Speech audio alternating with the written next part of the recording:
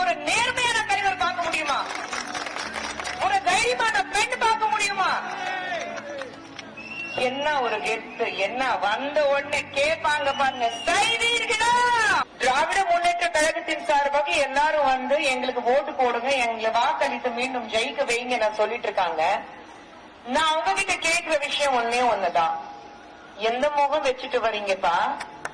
எதுக்காக உங்களுக்கு மீண்டும் வாக்களிக்கணும்?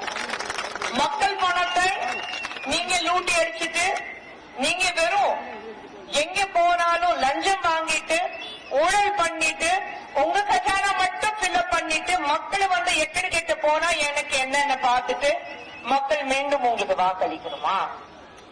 நீங்க நினைச்சு பாருங்க. இன்னைக்கு மதுரை சுத்தி கோயில்கள், கடவுளுடைய அருள் மட்டும்தான் நமக்கு இருக்கு. இந்த வாசல மகாகாளி அம்மன் கோயில் இருக்கு. திருப்பூர்குன்றம் சொல்லும் போது நம்ம திருப்பூர்குன்றத்துல வந்து தீபம் கூட ஏத்த விடல இந்த திமுக காரங்க. இவங்க மக்கள் காப்பாத்துவாங்களா? 5 வருஷத்துல என்ன மக்கள் காப்பாத்திட்டீங்கன்னு நான் கேட்கிறேன். அத்தனை தாய்மார்கள் இங்க இருக்கீங்க, நீங்க சொல்லுங்க. உங்க வீட்டுல பெண்களில நீங்களே வெளியே போயிட்டு திரும்பி வரும்போது பாதுகாப்போட தான் போயிட்டு வரீங்களா? இல்ல அந்த தைரியம் இருக்கா உங்களுக்கு? வெளியே போயிட்டு வரும்போது ஐயோ நம்ம நேரத்துல வீட்டுக்கு சேரணுமே, இருட்டு இருக்கிறவங்க முன்னாடி நம்ம வீட்டுக்கு போகணுமே, நம்ம பெண் குழந்தைங்க வெளியில போயிட்டு திரும்பி வீட்டுக்கு வரும்போது வந்துட்டாங்களா இல்லையானா 5 நிமிஷம் கொஞ்சம் லேட் ஆனா மைண்ட்ல வந்து மூளையில அவ்வளோ பிரச்சனைகள் ஓடுது. எங்க இருக்கா, எது இருக்கா, ஒரு போன் எடுக்கலனா பதறி போறோம். நான் ஏன் சொல்றேன்னா, 2 பெண் குழந்தைங்களுக்கு தாயா நான் இருக்கேன். என் பசங்க இன்னைக்கு வெளியில போயிட்டு வீட்டுக்கு வரும்போது, வீட்டுல இருந்து வெளியில போனீங்கன்னா போன் பண்ணிடுங்க, வீட்டுக்கு வந்து சேரும் போது போன் பண்ணிடுங்க, வந்து சேர்ந்துட்டேன். இன்னைக்கு நம்ம வந்து நாடு முன்னேறிட்டு இருக்கு, எவ்வளவு தாண்டி நம்ம போயிட்டு இருக்கோம். இன்னைக்கு உலகத்திலே மிக சிறந்த தலைவர் யாருன்னு கேட்டா பிரதமர் மோடி அவர்கள் தேர்ந்தெடுக்கிறாங்க. மீண்டும் மீண்டும் மீண்டும் அவர் தேர்ந்தெடுக்கிறாங்க.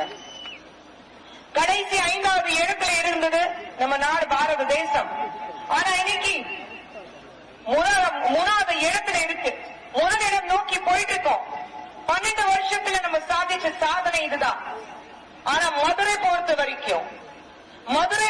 வரைக்கும் நீங்க வந்து இந்தியாவிலே நம்ம தேசத்திலே மிக மோசமான அழுத்தமான ஒரு ஊர் ஏது, நகரம் ஏதுன்னா அது மதுரை நம்பர் 1 இடத்துல இருக்கு. இது 5 வருட ஆட்சியில நீங்க மக்களுக்கு கொடுத்த பரிசு. எதை வச்சுட்டு நீங்க வாக்கு சேகரிக்க வரீங்க? நான் கேட்கிறேன், ஊழல் பத்தி உங்களுக்கு தெரியாது. இந்தியாவில மிக பெரிய ஊழல்கள் நடக்கும் போது திராவிட முன்னேற்ற கழகம் ஆட்சியில இருந்திருக்கு, காங்கிரஸ் ஆட்சியில இருந்திருக்கு.